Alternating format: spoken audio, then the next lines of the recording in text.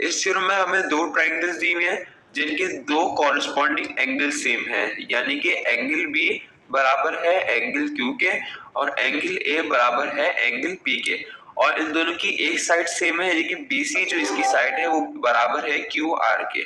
एक side same है दोनों की और दोनों की एक एक एंगल सेम है, यानी कि दो एंगल और एक साइड सेम है। अब हमें प्रूफ क्या करना है कि ये दोनों कॉन्ग्रुएंट एंगल्स हैं, यानी कि इनकी साइज और शेप में बराबर है।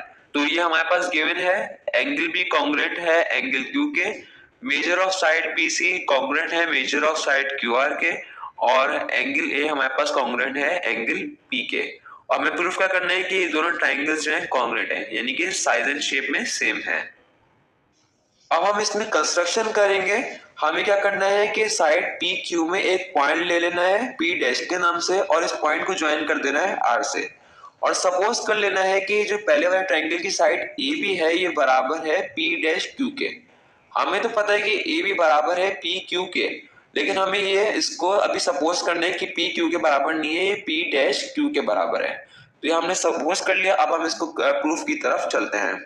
यहाँ पे हमने जो कंस्ट्रक्शन की है ना एक पॉइंट लेके पी डैश, वो हमने इसलिए की है कि हम इस ट्रायंगल के जरिए जो हमारे पास ट्रायंगल बन रहा है नया क्यू पी डैश आर, इस ट्रायंगल के जरिए हम पहले वाले ट्रायंगल की और जो बड़ा वाला ट्रायंगल है इसके कॉन्ग्रुएंसी को प्रूफ करेंगे।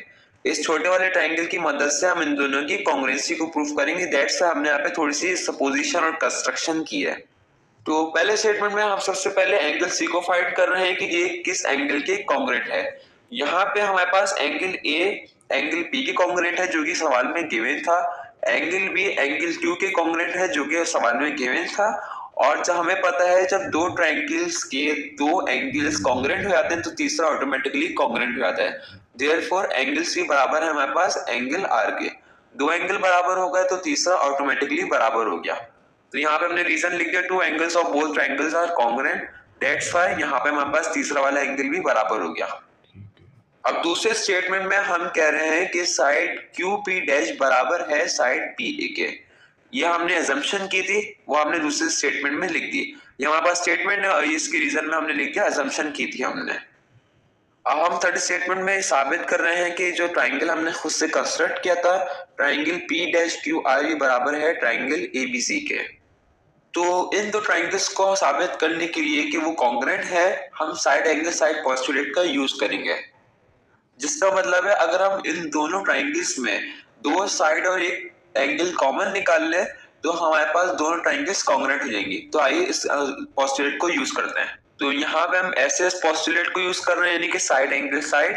तो इन दोनों की कॉन्ग्रुएंसी को साबित करने के लिए हम दो साइड प्रूफ करेंगे और एक एंगल प्रूफ करेंगे।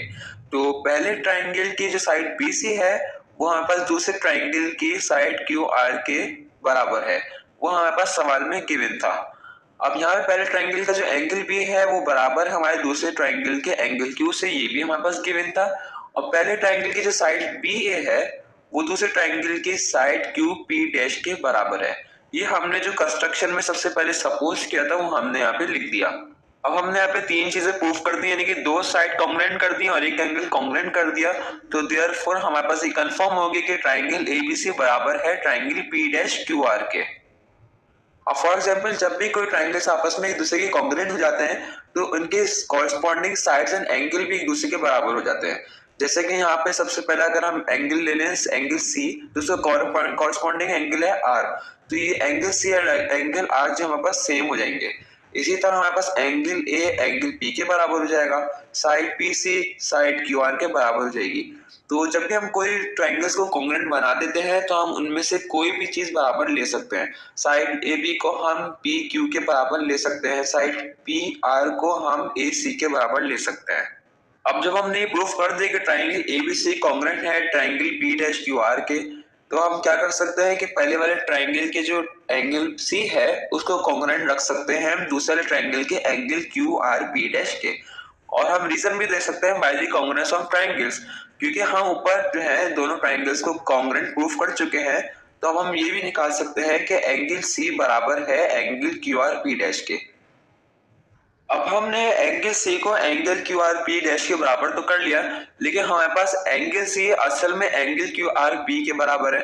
जो कि हमने यहाँ पर इसको प्रूफ कर लिया। एंगल सी बराबर है एंगल आर के।